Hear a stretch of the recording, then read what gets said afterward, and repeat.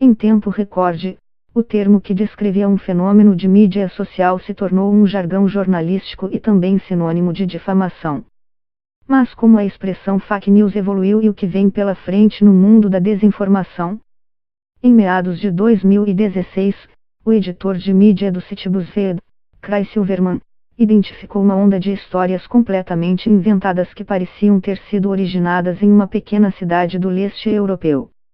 Acabamos descobrindo um conjunto de sites, todos registrados na cidade de Veles, na Macedônia, lembra Silverman. Ele e um colega começaram a investigar e, pouco antes da eleição americana, constataram a existência de pelo menos 140 sites de notícias falsas, que estavam atraindo muitos cliques no Facebook. Os jovens de Veles podiam não ter interesse na política americana, mas, por causa do dinheiro proveniente da publicidade online, queriam que suas histórias fictícias reverberassem nas redes sociais. A eleição presidencial americana e especificamente Donald Trump eram perfeitos para isso. Neste contexto, os macedônios e outros criadores de notícias falsas criaram deliberadamente reportagens com títulos como Papa Francisco choca o mundo e apoia Donald Trump e agente do FBI suspeito no caso de e-mails vazados de Hillary é encontrado morto em um aparente caso de suicídio ou assassinato. Todas completamente inventadas. E assim começou a se propagar o termo fake news. Desinformação, boatos e mentiras existem há tempos. Mas o que Silverman e outros descobriram foi uma combinação perfeita entre algoritmos das redes sociais, sistemas de publicidade, pessoas dispostas a inventar conteúdo para ganhar dinheiro fácil e uma eleição polêmica no país mais poderoso do mundo. Após a vitória de Trump, o blog Notícias Trending se debruçou sobre o universo de grupos pró-Trump no Facebook, onde havia muita informação falsa circulando. A maior parte do conteúdo era de comunicação política tradicional, anúncios espalhafatosos e elogiosos, forte apoio popular para alguma causa e ataques ao adversário. Havia memes mostrando Trump como um líder destemido, apoio à promessa de campanha de deportar imigrantes ilegais e biografias resumidas descrevendo o candidato como a perfeita definição da história de sucesso americana. Raramente havia algo equilibrado, mas nem todos esses conteúdos podiam ser classificados como fake news. Para explicar a vitória de Trump, estudiosos transformaram o uso de fake news em uma das possibilidades.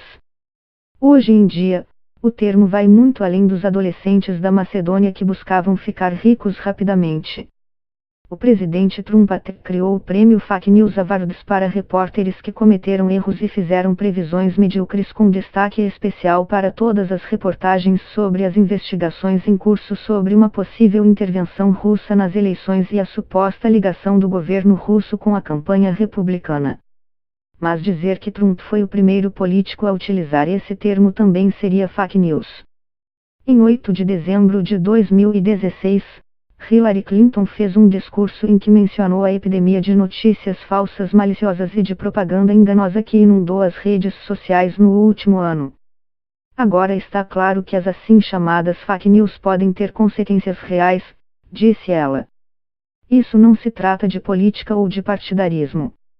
Vidas estão em risco, pessoas comuns que estão apenas tentando viver suas vidas, fazer seu trabalho, contribuir para suas comunidades.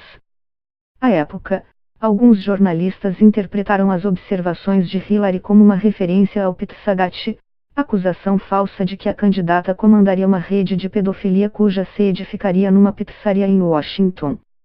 Tudo começou com um boato de que escravos sexuais eram mantidos numa pizzaria mencionada numa troca de e-mails de funcionários da Democrata e terminou dias antes do discurso dela, quando um homem entrou no estabelecimento com um rifle.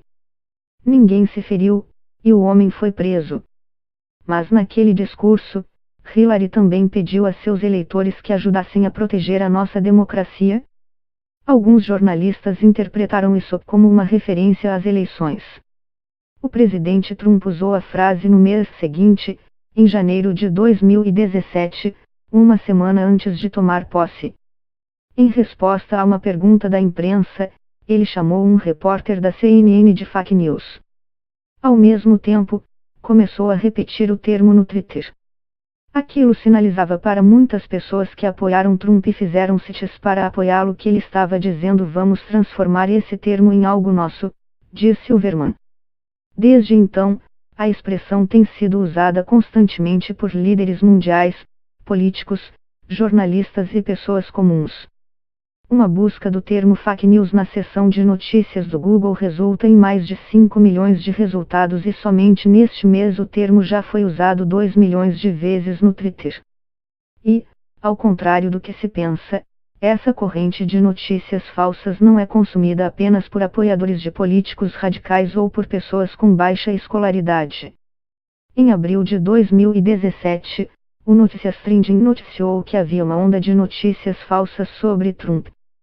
Especialistas dizem que pessoas com nível alto de escolaridade também podem ser enganadas por mentiras e frequentemente são mais refratárias quando expostas a informações que desafiam suas opiniões.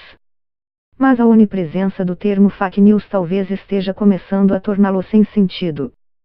Todo tipo de conteúdo descontextualizado, manipulado, baseado em teorias da conspiração, incorreto ou que as pessoas apenas não gostam passou a ser rotulado com a expressão.